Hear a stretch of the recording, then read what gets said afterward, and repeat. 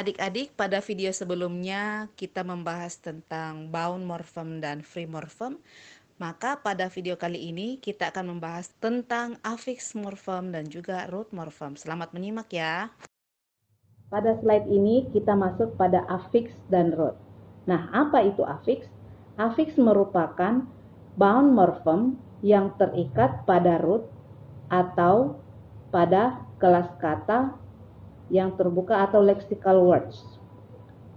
Affix ini kemudian dibagi ke dalam prefix, suffix, dan infix. Apakah itu prefix? Saya kira adik-adik sudah tahu ya.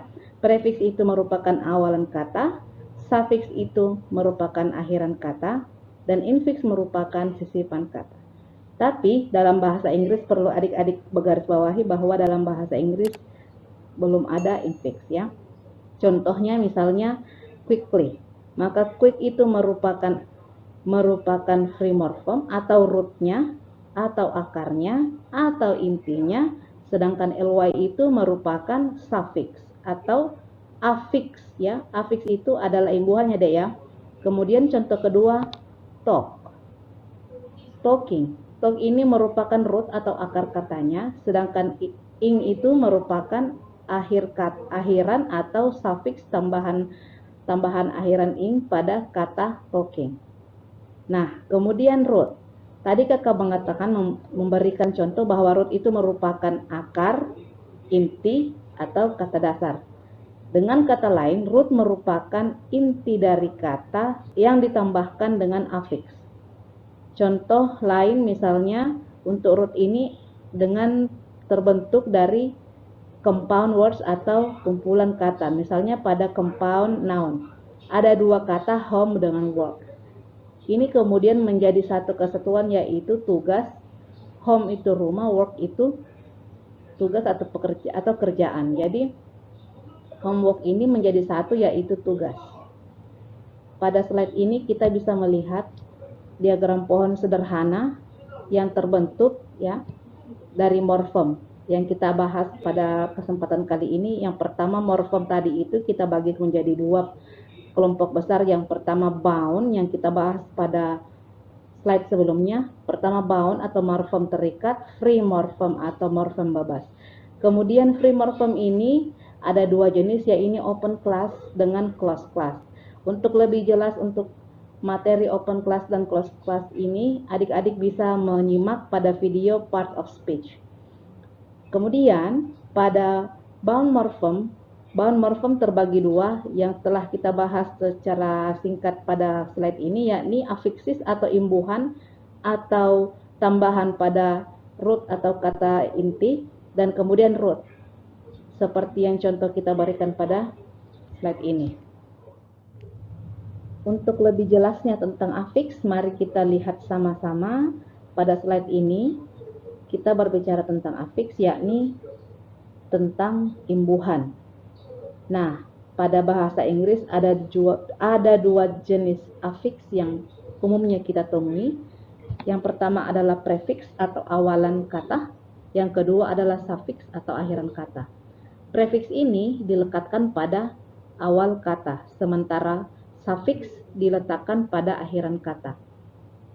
Contohnya, misalnya dengan penambahan prefix an, pre, pos, dis, im, dan seterusnya.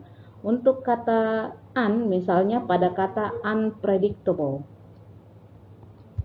Unpredictable. Ya, an ini merupakan prefix dari kata predictable. Kemudian ada prefix pre, ada pos, ada dis, dan seterusnya. Untuk suffix ini diletakkan pada akhiran kata, misalnya pada age, ada ing, ada full, able, ness, dan hot, dan seterusnya. Nah, adik-adik, pada slide sebelumnya kita fokus pada prefix dan suffix yang umum kita temukan dalam bahasa Inggris.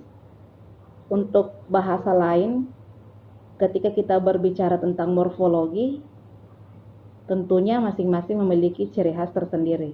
Contohnya saja pada bahasa Belanda ada yang dikatakan circumfixis ya, contohnya seperti ini. Dan pada Tagalog atau bahasa Thailand kita temukan infix atau sisipan seperti ini.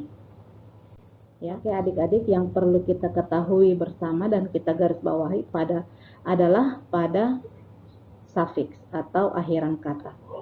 Suffix itu merupakan ciri khas dari noun atau kata benda dan juga adjektif atau kata sifat. Yang kedua, bahwa suffix biasanya akan mengubah tidak hanya pada makna kata, tapi juga pada makna gramatikal dari kata itu sendiri. Misalnya pada kata to bake, ini merupakan kata kerja.